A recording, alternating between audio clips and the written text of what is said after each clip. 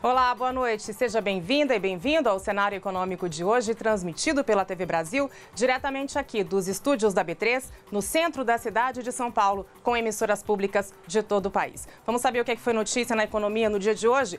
A produção de veículos caiu em novembro, foi uma forte queda, você vai saber por quê. Já adianto, a gente vinha aí com números bons, resultado do mercado interno, porque paramos de exportar para a Argentina, nossa principal compradora, mas teve aqui esse recuo importante em novembro. A gente já te conta. Os presentes de Natal, muita gente já comprou esses presentes na Black Friday. Você vai saber por quê e se foi vantagem ou não.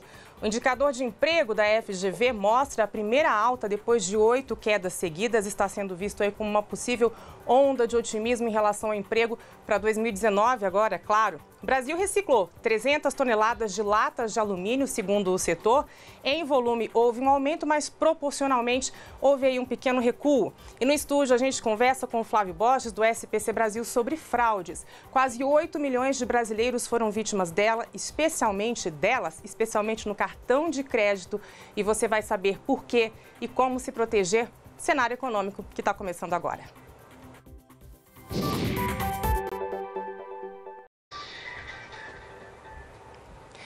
A gente começa falando então sobre esses dados da Fundação Getúlio Vargas relativos ao emprego. Indicador de antecedentes de emprego foi divulgado hoje pelo FGV-IBRE. Em novembro, houve uma alta expressiva de 6,2 pontos nesse indicador. Ele atingiu 97 pontos, rompendo, como eu disse, com 8 quedas seguidas. O que significa esse indicador de antecedentes de emprego? Ele sinaliza como é que deve ser a situação do emprego daqui para frente. A FGV vai lá, Fundação Getúlio Vargas, analisa os setores da economia, serviços, indústria e também a parte de consumo e com isso consegue saber se a perspectiva para o emprego é positiva. Então a gente teve esse aumento aqui, 6,2 pontos, uma perspectiva bastante otimista. Em relação ao trimestre, também tem uma alta de 0,9. Quase um ponto, né? O que isso significa? Pode haver aqui, claro, em relação a esses 8 meses anteriores, uma nova onda de otimismo em relação ao emprego no Brasil. Essa é a avaliação que é feita pela Fundação Getúlio Vargas. Nesse período anterior, de 8 meses, lá atrás, havia uma expectativa de retomada da economia, então havia também uma expectativa de que o indicador de emprego melhorasse, mas essa expectativa foi frustrada, ou pelo menos veio bem abaixo do que era esperado, mas agora, na opinião da Fundação Getúlio Vargas, esse número aqui sinaliza que a gente pode ter aí uma esperança de melhora no emprego para o ano que vem. Um outro indicador que saiu hoje também é o indicador coincidente de desemprego. Na prática, é um indicador de desemprego mesmo. Ele reflete o que a gente já vê na economia em relação ao desemprego, por exemplo, como a Apura IBGE ou qualquer outra instituição. Em novembro, ele teve uma queda de 1,3 ponto, o que significa que é positivo. Na verdade, o desemprego caiu e ele foi para 98,9 pontos. Com isso, ele se assemelha ao indicador de novembro de 2017, como se estivéssemos aí, segundo a Fundação Getúlio Vargas, em uma situação de desemprego semelhante. Eu vou agora para o Rio de Janeiro conversar com Maurício de Almeida, porque, Maurício, o varejo está otimista, 4 em cada 10 estimam que o Natal deste ano, em termos de vendas, vai ser melhor que o do ano passado? Boa noite. Olá, Vanessa, boa noite. É isso mesmo, o comércio demonstra otimismo com esse fim de ano. 43% dos empresários pesquisados pela Confederação Nacional dos Dirigentes Lojistas apostam que o Natal vai ser melhor do que o de 2017. Eles acreditam que as vendas vão aumentar. Para 32%, o resultado de 2018 vai ser o mesmo de 2017 e apenas 9% esperam um desempenho pior, que representa uma queda de 12 pontos percentuais em relação ao ano passado. 15% dos entrevistados não souberam opinar. A pesquisa também mostrou que 46% dos empresários estão investindo nas lojas para o período de Natal, como aumentando o estoque ou melhorando a infraestrutura. 20% dos comerciantes também pretendem contratar trabalhadores extras para atender o aumento da demanda. A expectativa é de que vão ser geradas cerca de 35 mil novas vagas. Na avaliação do presidente da Confederação Nacional dos Dirigentes Lojistas, há sinais claros de retomada na confiança do empresariado brasileiro, que já enxerga um fim de ano bastante promissor. Tomara que ele esteja certo. Superar a crise certamente seria um ótimo presente de Natal para todos. Vanessa.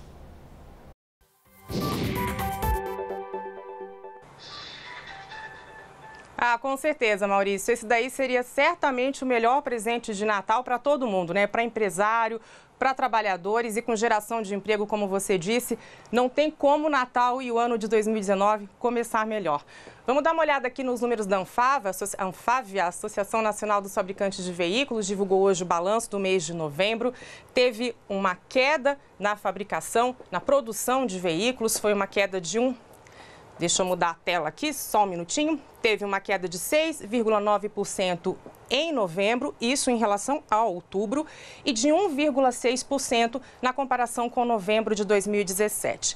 A produção de veículos vinha bem. O que é que aconteceu aqui em novembro em relação a outubro? Segundo a associação, foi justamente, ou foram, porque foram muitos, os feriados de novembro. A gente emendou aquele período, principalmente aqui em São Paulo, por exemplo, teve uma emenda grande de feriado. Então, esses dias impactaram na produção de veículos e sim, o setor continua vivendo basicamente aqui da demanda do mercado interno, já que a Argentina, nossa principal compradora, vem apresentando problemas na economia e, com isso, diminuiu a compra de veículos aqui do Brasil. Então, essa queda que ocorreu se refere aos feriados, segundo a Anfávia.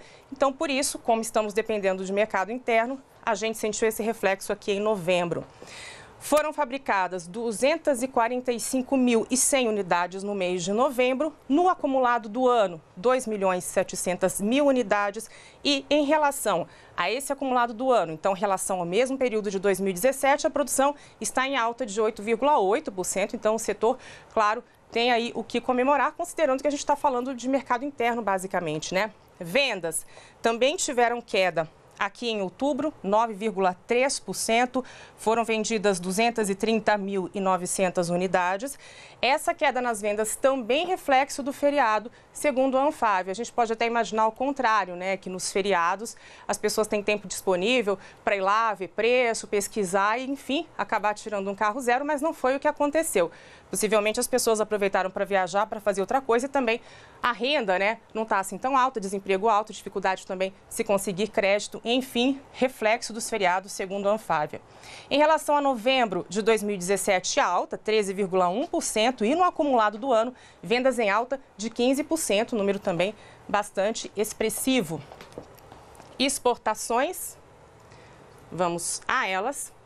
As exportações, claro, refletindo aqui os problemas econômicos do nosso principal parceiro comercial, também tiveram um recuo de 11,3% em relação a outubro. Foram vendidos para fora do país 34.353 veículos em relação a novembro do ano passado. Uma queda expressiva de 53% nas exportações. Isso basicamente reflexo da crise na Argentina e no acumulado do ano, baixa de 15,3% na exportação de veículos.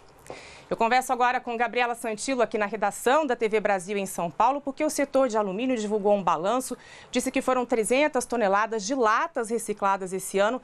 Gabi, aí tem um avanço, mas também tem um recuo, né? Explica pra gente, boa noite.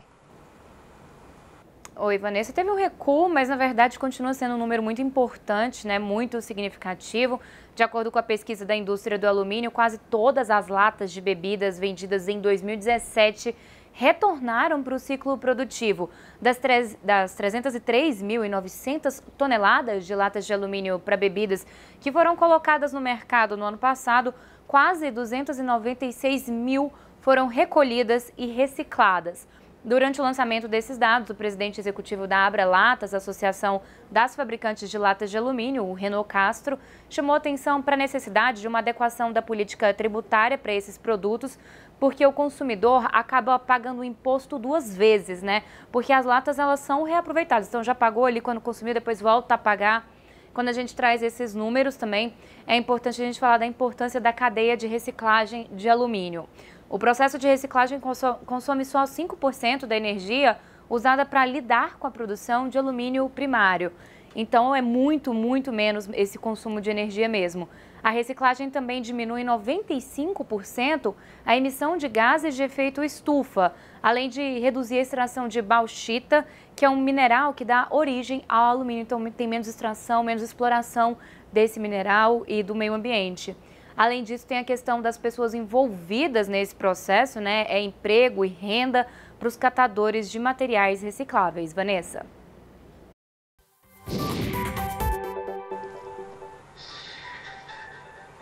Obrigada, Gabi, pelas suas informações. Sim, de fato é trabalho, né, para essas pessoas, que é o que todo mundo precisa nesse momento. Vamos dar uma olhada aqui.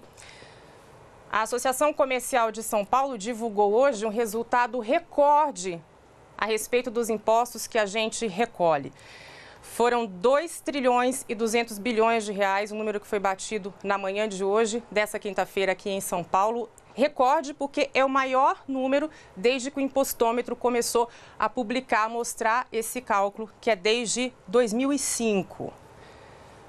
É o maior montante que a gente já recolheu desde então. Para a gente entender melhor esse número, ele tem um crescimento nominal de 9,98% em relação ao número anterior e um crescimento real, descontada a inflação, de 5,55% em relação a esse mesmo período do ano passado, o quanto havíamos recolhido de imposto naquela ocasião.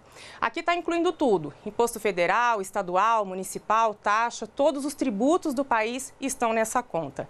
Segundo a Associação Comercial de São Paulo, esse aumento se deve, segundo eles, a uma boa notícia, o fato de que a economia se reaqueceu um pouco e também a alta do consumo. Por isso, tivemos esse número tão grande neste momento, resultado aí da circulação da economia com o recolhimento de tributos. Agora, para 2019, a expectativa é a seguinte: de que possa haver um aumento de tributos por conta da situação fiscal de estados e municípios. A gente viu, inclusive, ontem a aprovação na Câmara Federal de isenção dos municípios no que se refere à lei de responsabilidade fiscal, com ressalvas, ainda sujeita à sanção do presidente da República. Mas diante desse cenário de contas públicas complicadas, tanto nos estados quanto nos municípios, aí sim a Associação Comercial calcula que pode haver um 2019 com alta de impostos. Não é o que se tem dito, né? O presidente eleito da República já disse que não pretende seguir nessa linha e a sua equipe econômica também, mas vamos aguardar para 2019, ver se pode haver ou não esse aumento de impostos. A gente torce, claro,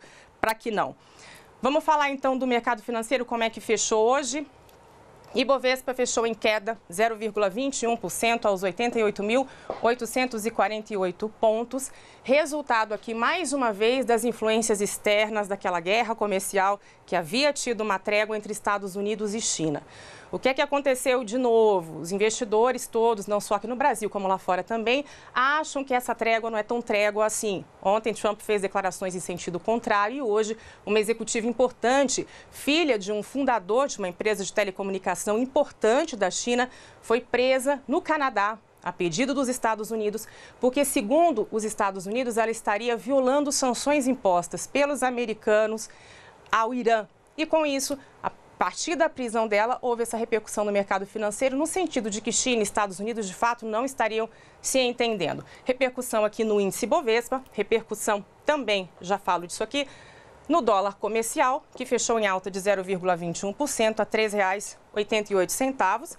A gente destaca aqui no que se refere às ações, a da Embraer. Tiveram uma queda expressiva de 2%, também, claro, influenciaram o índice Bovespa, mas em menor peso e menor medida do que essa influência global relativa à questão China e Estados Unidos. A Justiça Federal aqui de São Paulo suspendeu a fusão entre a Boeing e a Embraer, que tinha sido feita em julho. As tratativas iniciais tinham sido já até assinadas em julho. A Justiça Federal de São Paulo suspendeu essa possível fusão, a formação da joint venture. Suspendeu uma medida liminar temporária, porque o entendimento da Justiça foi de que é preciso esperar a posse do presidente eleito, Jair Bolsonaro, para que não se tomem medidas, decisões no sentido dessa fusão que não possam depois ser revertidas. Então, para a Justiça Federal, para o juiz que tomou essa decisão, é importante esperar a posse do presidente eleito para que, se houver alguma medida que não seja satisfatória, não esteja de acordo, que ela possa ser revertida. Foi levado em consideração também o fato de que a Justiça Federal entra em recesso, a Justiça como um todo, e essas medidas, então, não poderiam ser revistas. Falando em governo eleito, a gente vai conversar com Paulo Leite em Brasília. Paulo, boa noite. Teve novidade hoje, mais um nome para o Ministério. Exato, Vanessa, boa noite para você, boa noite para todo mundo. Damares Alves é o nome da nova ministra. Ela é advogada, educadora e pastora evangélica. E o nome completo aí do ministério que ela vai assumir é Ministério da Mulher, da Família e dos Direitos Humanos. E vai incluir também a FUNAI, a Fundação Nacional do Índio, que hoje está ligada ao Ministério da Justiça. Antes desse anúncio, teve um protesto, hoje aqui cedo, de um grupo de indígenas que pedia, entre outras coisas, a manutenção da FUNAI no Ministério da Justiça. Não vai ser mantida. da FUNAI não vai ser mantida no Ministério da Justiça, vai para o Ministério dos Direitos Humanos, portanto. Mas a nova ministra afirmou que tem condições aí de dar os direitos, de garantir os direitos dos indígenas. Ela falou sobre esse assunto e sobre alguns outros assuntos aqui numa rápida coletiva. Novas demarcações de terras indígenas, por exemplo. O presidente eleito, Jair Bolsonaro, diz que não vai demarcar novas terras. Ela diz que esse é um tema polêmico, delicado, que é preciso conversar com outras pessoas, outros ministros, inclusive, para bater o martelo, para tomar uma decisão. Pauta LGBT, também um tema delicado na avaliação da ministra, mas ela diz que o objetivo é proteger as pessoas e ter paz entre o movimento conservador e o movimento LGBT. Damares, que é assessora do senador Magno Malta, destacou também os direitos das mulheres, das crianças e dos ciganos. Já em relação ao aborto, ela diz que é completamente contra o aborto e que o direito à vida é o maior dos direitos. Para terminar, esse foi o penúltimo ministério que tem nome, portanto, anunciado pelo presidente eleito. Só um ainda não tem titular, que é o Ministério do Meio Ambiente. Vanessa, você.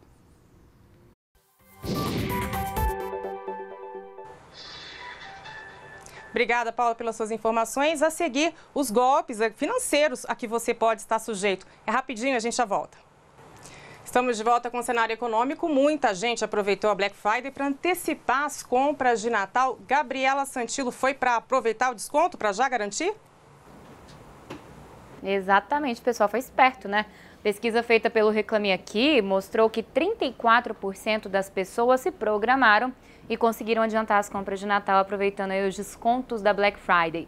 Desses, quase 7% já compraram todos os presentes, riscaram ali a listinha mesmo, enquanto cerca de 27% ainda devem comprar mais até o fim do ano. A maior parte dos entrevistados vai dar presentes para os parentes. E no ranking de itens mais procurados, bem no início, estão as roupas e acessórios. E aí, em segundo lugar, brinquedos. 34% das pessoas têm intenção de gastar até R$200 com os presentes. Apenas 12,7% têm intenção de gastar, um tanto bom, viu, mais de R$2.000. Além disso, metade das pessoas usaram ou devem usar ainda, né, total ou parcialmente, o 13º salário para comprar presentes de fim de ano. Em todas essas compras, Vanessa, a gente já sabe a forma favorita de pagamento, né? Cartão de crédito. Forma de pagamento de quase 60% dos entrevistados. E o dinheiro em espécie, dinheiro vivo, só 11% das pessoas usaram ou devem usar. Vanessa, eu volto com você no estúdio.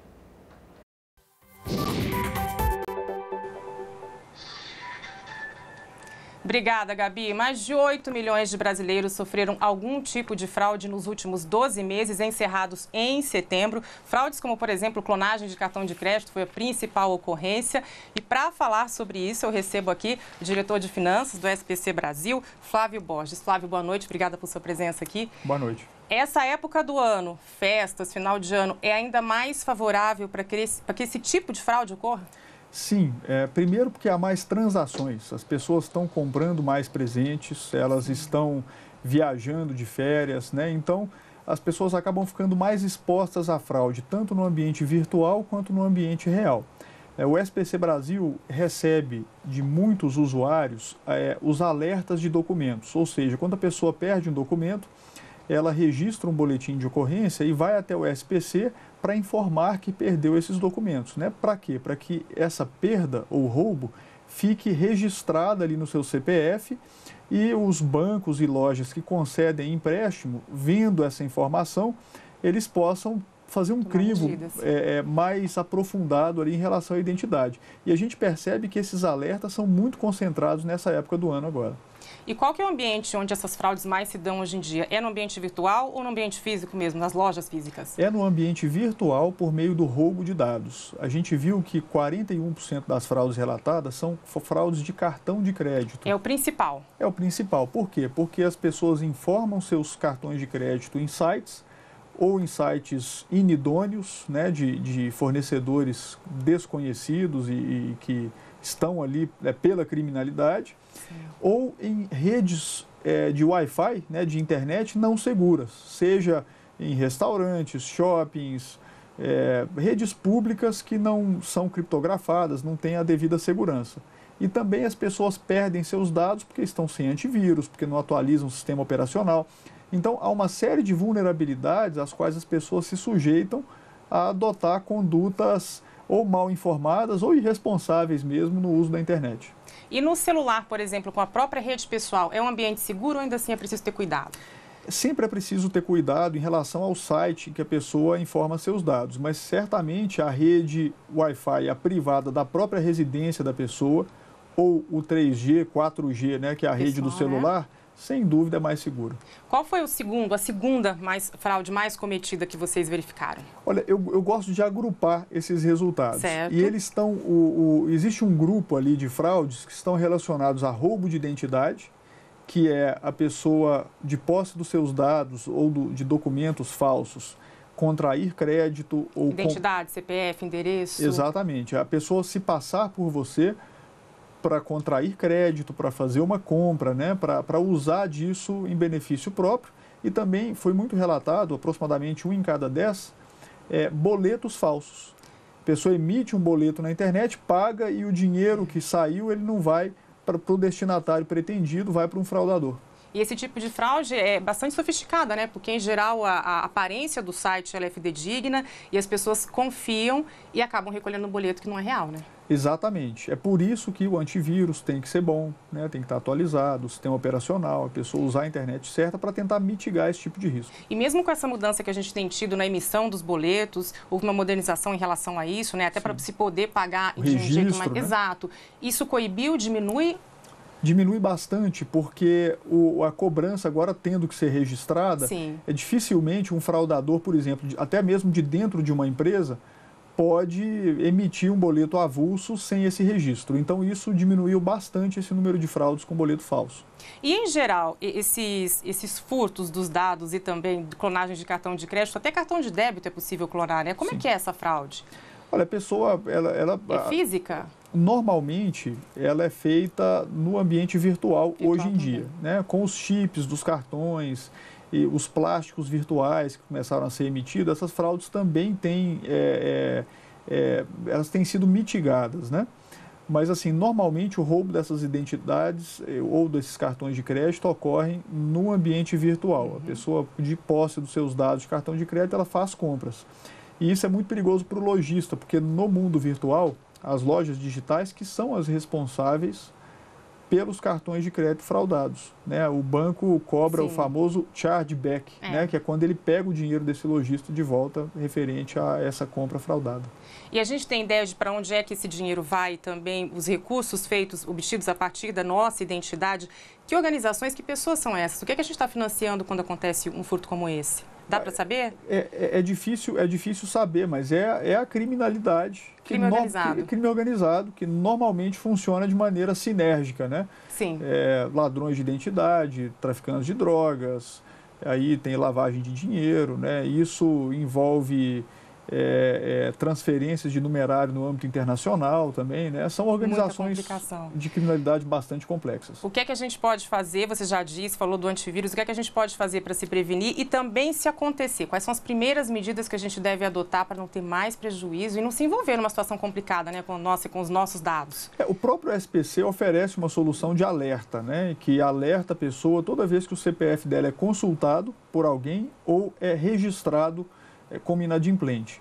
Isso permite que ela tome algumas providências antes de que essa fraude assuma uma proporção maior, né? Agora, outras precauções podem ser tomadas além dessas que eu falei, né? Acho que todo cuidado com essas informações, com esses dados é pouco. Se a pessoa é vítima, ela tem que buscar aquele supermercado que fez a venda, ou aquele site que fez a venda, ou o banco que emitiu um cartão para um portador de identidade falsa, para afirmar que a vítima não é a autora da transação. E aí, normalmente, esses documentos, por exemplo, se for um empréstimo, o documento vai ser checado, vai ser verificado que a assinatura não é verdadeira, né? Se for uma transação em loja, provavelmente o banco vai resgatar filmagem, vai resgatar biometria, foto, né? Hoje em dia esses varejistas todos tiram foto na hora da concessão de crédito. Tem mecanismo, né? Bom, a gente espera que as suas dicas ajudem a evitar que esse número se repita. obrigada por sua presença aqui. Prazer. O Cenário Econômico fica por aqui. A gente volta a se encontrar amanhã às 7 da noite. Até lá, boa noite.